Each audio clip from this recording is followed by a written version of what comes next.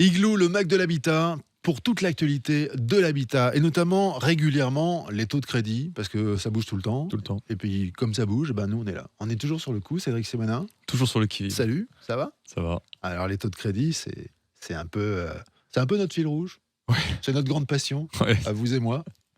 Et surtout, lui, c'est son métier. Donc, on l'appelle régulièrement Clément L'Orphelin. Bonjour. Bonjour, Toujours Eric. directeur de l'agence Ma Solution Crédit. Toujours. Toujours. The Voice, il a quand même une voix de radio et un physique C'est vrai. de télé. Enfin bon. On va parler des taux de crédit et pas du tout de sa vie sentimentale. Les taux baissent, paraît-il. Alors, je sais pas, est-ce que vous l'aviez prévu ça ou pas? Oui. Ouais, je me souviens. Ah, si. Mais alors là, le thème de l'émission, c'est les taux baissent, certes, mais pour combien de temps? Alors, donc, si vous aviez prévu une baisse des taux, Pour combien de peut-être temps que vous n'aviez pas eu complètement raison. Ouais, je m'avance un peu. Alors, non seulement vous avancez, mais en plus vous racontez n'importe quoi. Ouais, n'importe quoi. Mais il faudra attendre l'émission pour qu'on vous dise quand est-ce que les taux remonteront. Ah, c'est Voilà. ça. Et on fait un peu de Madame Irma, teasing. bonjour. Bah oui, parce que 2023, il y a quand même une pression considérable sur les taux d'intérêt, avec l'espoir de faire baisser le prix de l'immobilier très fortement. Ça n'a pas marché si bien que ça. Ça n'a pas marché si bien que ça. Dans certaines villes, oui, comme Paris, il y a eu des corrections jusqu'à 6-7%. Mais la moyenne nationale dans les grandes villes, c'est plutôt du 3 à 4%. Donc en fait, c'est rien. Donc cette politique, elle n'a pas marché. Elle ne fonctionne pas. Elle a juste grippé le marché. Et on est en pleine crise du logement. Donc les étudiants ne peuvent plus se loger. Les gens ne bougent plus de leur logement parce qu'ils ne peuvent plus acheter. Donc en crise pour la location, en crise pour l'achat, en crise pour la construction, c'est une vraie crise mondiale. Donc cette politique ne marche pas. Donc ils se disent que peut-être ce serait bon de détendre un tout petit peu ces taux d'intérêt pour relancer la machine, parce que sinon on va droit dans le mur, je vous le signe. Et ça, je prends aussi l'engagement de vous donner les chiffres fin d'année. Donc effectivement, les grandes métropoles ont été corrigées, mais ça n'a pas redonné du pouvoir d'achat comme on l'aurait imaginé à l'ensemble des Français. Alors pour débuter, est-ce qu'on peut dresser un panorama de l'évolution de ces taux d'intérêt depuis le début de l'année, puis on verra après quelle projection on peut faire. Oui. Alors, depuis le début de l'année, la bonne surprise qu'on a eue, c'est que tout début janvier, les banques ont baissé en moyenne de 0,40% leurs taux, faisant passer les taux sur une durée de 25 ans en moyenne de 4,5 à 4,10. Ensuite, en février, on va dire de manière générale, on a plutôt une stabilisation des taux. Alors, les banques qui n'avaient pas baissé en janvier, elles, ont corrigé leur barème pour se remettre dans le marché, mais la tendance globale était donc la stabilisation. Et là, au mois de mars, on a une très très légère baisse de l'ordre de 0,10%, qui nous permet aujourd'hui, sur des bons dossiers, de passer en dessous des 4% sur 25 ans. Alors, est-ce que on s'interroge beaucoup on rigolait un peu sur cette baisse des taux, mais on s'interroge beaucoup. Est-ce qu'on peut s'attendre à des variations un peu plus marquées là sur ces taux dans les mois à venir? Et puis si oui, dans quelle proportion? Ouais. Alors, la tendance pour l'année 2024, après, comme vous l'avez très bien dit, une année 2023 très difficile, avec une augmentation rapide des taux qui avait été amorcée donc, à partir de 2022 pour effectivement contrer l'inflation. Là, pour 2024, la tendance, c'est que les taux déjà vont à coup sûr se stabiliser et amorcer une lente descente. Alors, on projette, on va dire, sur une année, donc d'ici fin d'année, d'être aux alentours des 3%. Voilà. Donc après, restera à voir dans quel timing les taux vont baisser, mais il y aura à coup sûr une lente descente de ces taux d'intérêt. Ok. Est-ce que pour qu'on puisse avoir une idée, on peut avoir un exemple chiffré de ce que ça représente, cette évolution de taux? Bien sûr. Alors pour un emprunt j'ai pris un exemple, pour un emprunt de 200 000 euros sur 25 ans, quand les taux étaient aux alentours de 4,5, donc sur 25 ans, ça vous faisait des mensualités de 1 110 euros. Aujourd'hui, avec un taux à 4%, même durée, on arrive à 1 055 euros, ce qui, sur les 25 ans de remboursement, nous fait une économie quand même de 16 500 euros, qui représente tout simplement le montant des frais de notaire pour une acquisition comme celle-ci. Donc c'est pas négligeable. Donc là, on a évoqué les taux. Est-ce qu'on peut évoquer aussi les conditions qui sembleraient s'assouplir aussi auprès de nos amis banquiers?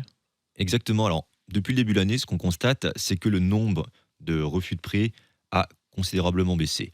Fin d'année, pour l'ensemble de l'année 2023, on était à environ un tiers des dossiers de financement refusés. Depuis le mois de janvier, on est plutôt aux alentours des 10%. Donc on constate effectivement un assouplissement des banques qui souhaitent repartir à la conquête de nouveaux clients, puisque le crédit immobilier a toujours été le meilleur outil pour effectivement développer le portefeuille des banques. Et donc, ça se traduit par un assouplissement des critères d'octroi des crédits, par un effort sur les taux proposés au niveau des emprunts. Et parmi les assouplissements, on a notamment la notion d'apport qui a vraiment baissé. Puisque fin d'année 2023, le montant d'apport donc sur la région Grand Est était en moyenne à 30 000 euros. Là, depuis le début de l'année, on est en moyenne pour des primo-accédants à 14 000. Donc en quelques mois, on a diminué de moitié l'apport demandé par les banques. Bon, ça c'est quand même un vrai plus. Hein. Dans un précédent, une précédente émission d'Igloo en Air, on avait évoqué la partie du prêt à taux zéro. Oui. Est-ce que nos auditeurs qui ont pas eu l'occasion d'écouter l'émission, là, vous pourriez nous redonner à peu près nous résumer les points clés. Excusez-moi, j'étais juste un peu déstabilisé par du bruit là. De ce prêt à taux zéro, très rapidement, on les renverra à l'émission précédente, mais puisqu'on parle des taux là, Oui, bien sûr. Alors, en effet, le nouveau prêt à taux zéro va rentrer en vigueur le 1er avril et ça ne blague pas au niveau des changements. Donc, parmi les gros changements qu'on va avoir, il y a notamment le plafond de ressources qui a été revu à la hausse pour s'adapter effectivement aux évolutions de salaire, ce qui n'avait plus été fait depuis 2016 maintenant. Mais également le montant du prêt à taux zéro qui lui aussi est revu à la hausse. Donc on a notamment le montant de manière générale qui va augmenter et puis aussi certains profils, donc les profils les moins aisés, qui vont désormais pouvoir bénéficier de 50% du coût de l'opération à taux zéro au lieu de 40% précédemment.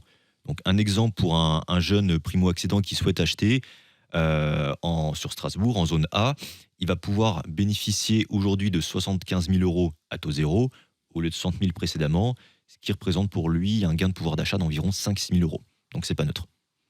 On a parlé là on a fait une projection, Clément a fait une projection de baisse de taux jusque fin d'année. L'auditeur peut se dire j'attends. Si je me mets à sa place, j'attendrai pas.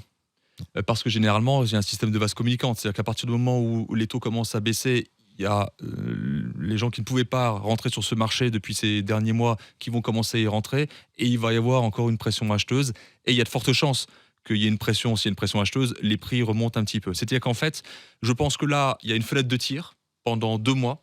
C'est maintenant qu'il faut en profiter. C'est-à-dire foncer chez son banquier, encore ne pas attendre qu'il y ait un peu tous ces gens là qui vont venir sur ce marché-là autour de mai, juin et faire que les prix aient une pression un peu plus importante à la hausse.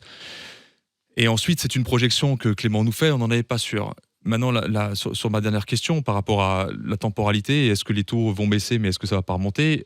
On sait qu'il y a une stratégie de la Banque fédérale américaine, Banque centrale américaine, pardon, par rapport aux élections américaines, donc d'avoir une baisse des taux pour que les élections se passent plutôt bien pour le candidat sortant, mais il y a toujours cette pression inflationniste. Est-ce qu'il n'y aurait pas justement une pression à la baisse sur les taux jusqu'aux élections américaines et après les taux remontent un tout petit peu ?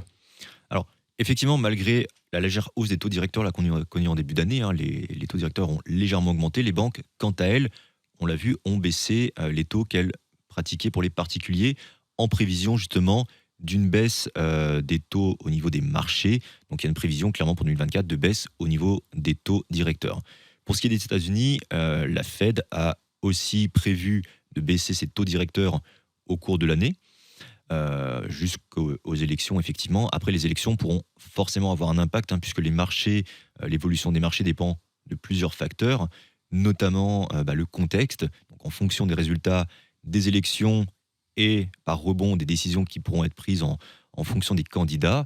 Il n'y a aucune effectivement certitude, une fois les élections réalisées, que les taux vont continuer à diminuer. Après, c'est un pari. Bon. Ceux qui veulent parier sur la baisse des taux peuvent toujours partir sur un prêt variable, leur basculer en prêt fixe en renégociation par la suite. Rebondir sur ça, il y a 2 hypothèses pour ceux qui souhaitent attendre ou qui ont cette idée qui n'est pas forcément la bonne, bien au contraire. Admettons, demain, les taux baissent. Ceux qui ont justement eu la bonne idée d'acheter aujourd'hui, rien ne les empêche de renégocier les taux qu'ils ont eus dans quelques mois et donc de repasser sur un taux plus bas. Ouais, c'est la question que je voulais vous poser. Ceux qui ont eu des taux à combien ? 4, 5 ? Le plus haut, c'était combien là, il y a quelques temps ou maintenant ? Oui, dans les 4, 5, 4, 7, effectivement. Si ça passe à 3 à la fin de l'année, on pourra facilement renégocier son prêt. Exactement. Les banques sont d'accord pour ça ? Tout à fait. Il faut qu'il y ait un écart minimum en moyenne de 0,7% entre le taux qu'ils ont dans leur contrat et ce qui se pratique au moment voulu, hein, puisque quand on fait racheter son crédit, il y a des frais qui viennent se rajouter. Donc pour les compenser, il nous faut un écart en minimum 0,7. de 0,7. Donc ils peuvent effectivement repasser sur un taux plus bas, donc avec des mensualités plus basses ou une durée plus courte. Ouais, donc ceux qui ont acheté, effectivement, qui ont eu, on va dire, ce courage-là, même si, évidemment, on ne peut pas tout mélanger, mais on pourrait éventuellement se dire, bah, finalement, j'ai bien fait. Oui, bien sûr. Ouais. C'est pour ça, ce que vous dites tout le temps, c'est qu'il n'y a pas de bon moment. Il y a le moment où on le décide, quoi, c'est tout, pour acheter. Quand on a trouvé son logement pour sa résidence principale, je ne parle pas de l'investisseur là, le plus important, c'est quand même d'être bien chez soi. Voilà, c'est ça. Alors regarde, je vais vous dire, si vous l'avez surpayé, imaginons, de 3 à 4, 5%, vous savez, les gens qui ont acheté en 1999, ils font x3 aujourd'hui sur le prix qu'ils ont acheté. Même ceux en 99 qui ont un peu surpayé de 4-5% leurs biens, ils s'y retrouvent largement. Donc Voilà. le plus important, c'est d'être bien chez soi. Ma solution crédit, c'est sur Internet. On vous trouve facilement. Clément l'orphelin. Merci beaucoup. Merci. Et Eric. alors, vous revenez bientôt, parce Avec que grand ça plaisir. évolue tout le temps. Donc, et nous aussi, on évolue tout le temps. Merci Cédric Simonin. Merci, Eric. L'émission, c'est sur Facebook, Igloo on Air, les plateformes de podcast, la chaîne YouTube et topmusic.fr. À bientôt. C'était le Mac de l'Habitat.